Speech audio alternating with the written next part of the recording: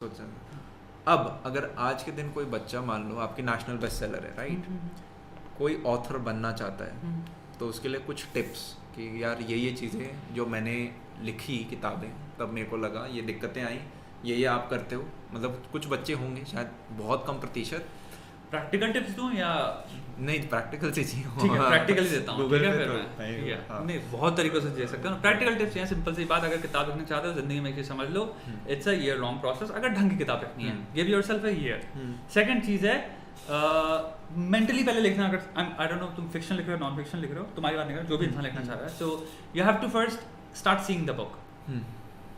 अगर नहीं आ रही तो मत लिखो, you are not a writer then.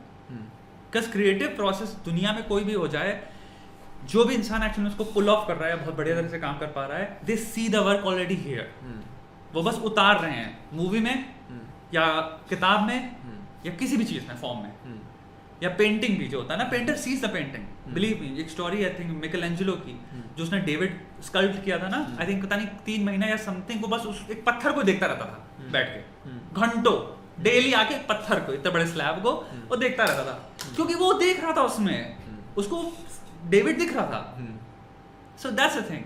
I know, मैं वो देख नीचे सबसे बीच में जो किताब है ना, भाई उठा मत वो तीनों में से, उसमें ऑलरेडी चैप्टर्स लिखे हुए हैं नेक्स्ट बुक के सारे। So the book is there. उसके बाद जो बुक आ रही है the philosophy of self, it's here already, वो लिख रही है, मैं लिख रहा हूँ। मैं आज सुबह, यू वोंट बिलीव इट, मेरी एक स्टोरी ग्राफिक नॉवल है, उसकी एंडिंग लिखी मैंने, वो मैं 17 साल से लिख रहा हूँ। मेरे पास इतनी स्टोरीज हैं जिनको मैं यहाँ पे लिखता रहता हूँ, नए नए डेवलपमेंट होते रहे। मैं म्यूजिक सुन रहा था सुबह, मैंने कहा उसकी एंडिंग ऑलरेडी सोची हुई है, एंड इट्स लाइक बहुत सारी, it's not one book, it's 1 part 2 part 3 part 4, right, graphic novel type, जैसे तुम्हारा वो फैंटेसी बुक है, right, parallel universe and everything, and उसकी एंडिंग ऑलरेडी सोची हुई थी। एंड आज जो एंडिंग आई, मैंने कहा ये क्यों नहीं सोचा, I even got a better ending, and it's like a series of books मैं यहाँ पे बता रहा हूँ that already is here. So I will never sit down thinking कि I'm going to write a book today and then nahi. So I also want to tell you this is very true. I've never had a writer's block. जो लोग कहते हैं writer's block एक चीज होती है कि आप बैठ गए, आपको समझ नहीं आ रहा क्या लिखें, you just stuck. Never had them.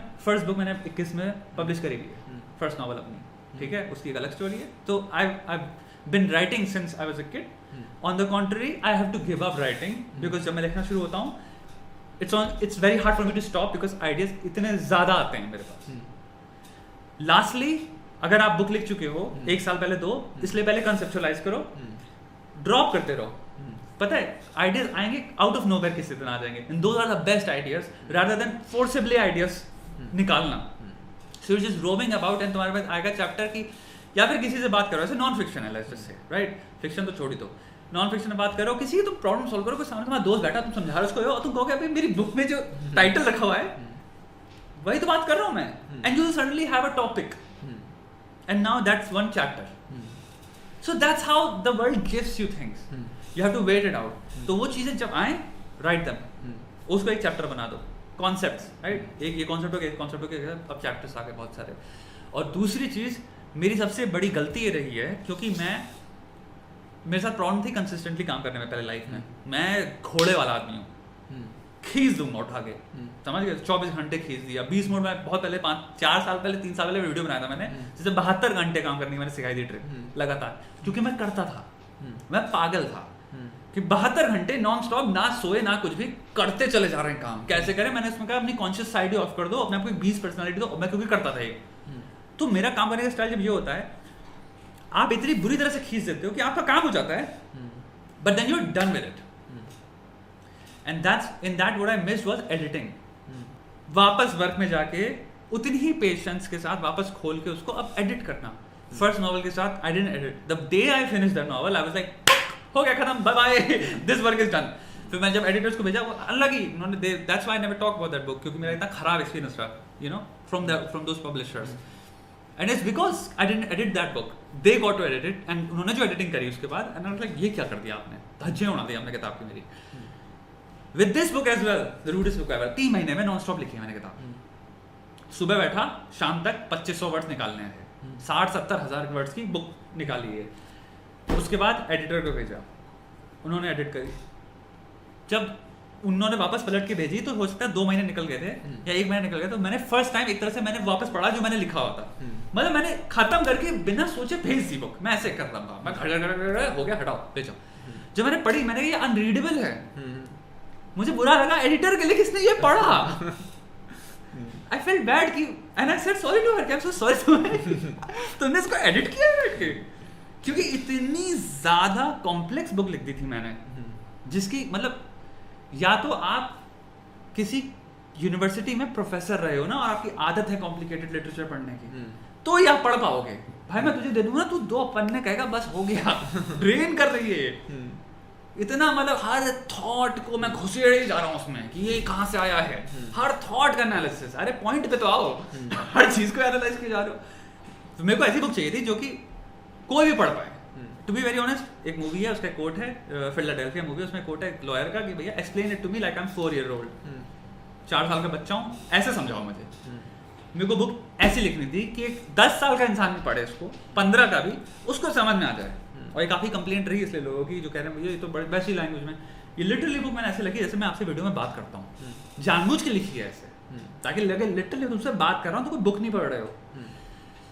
वो बनाने में 30,000 वर्ड्स गए, ये अब 45 आई थिंक 47,000 समथिंग वर्ड्स की बुक है, और ये लिखी थी ओरिजिनली 65,000, तो 30 नहीं अराउंड 20,000 वर्ड्स एडिटिंग में, क्योंकि भाई इतना निकालना पड़ा और इतना चेंज करना पड़ा। रीराइट जो हुए ना उसके बाद मैंने खुद किए, मैं खुद लिख के मैं कह रहा बाप रे इसको पूरा रीराइट करो, इस कॉन्सेप्ट को और एक्सपैंड करो, इसको वो करो।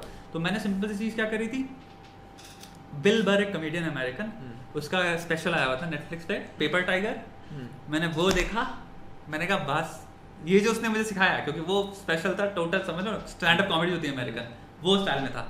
तो ये बुक बहुत टेक्निकल थी पहले, इसमें कुछ एफ वर्ड कुछ नहीं था ही नहीं, विलिंगली मैंने कहा था मैं नहीं डालूंगा। जब हुआ मैंने कहा इसको हटाओ, एक स्टैंड अप कॉमिक स्टाइल में लिखो। तो मैं लिटरली ऐसा लिख रहा हूँ तुमसे बात कर रहा हूँ, तो उसको मैंने पूरा रीराइट किया पूरी बुक को विद इन आई थिंक, क्योंकि उन्होंने कहा था डेडलाइन आ गई है, एंड ये दिस इज समथिंग एंड में जो मेरे बहुत स्ट्रेसफुल हो गया था, because I wanted this like कि मोर यू नो थोड़ा सा और टाइम दे दो, बट उन्होंने कहा डेडलाइन हो गई, और मेरी गलती थी वो, उनकी नहीं थी, राइट, क्योंकि वो था। तो दैट समथिंग आई रियलाइज कि ना like rewrite is very important. तो अपनी बुक फिनिश करो एंड कम से कम 3 महीना दो फॉर एडिटिंग।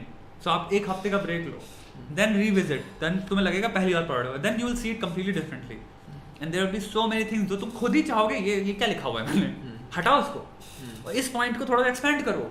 फिर तुम्हारे पास इट मैटर्स कि एडिटर कितना अच्छे हैं तुम्हारे, यू नो। सो या writing process is like a year long process with I would say work with deadlines, 6 months में कंप्लीट करनी है।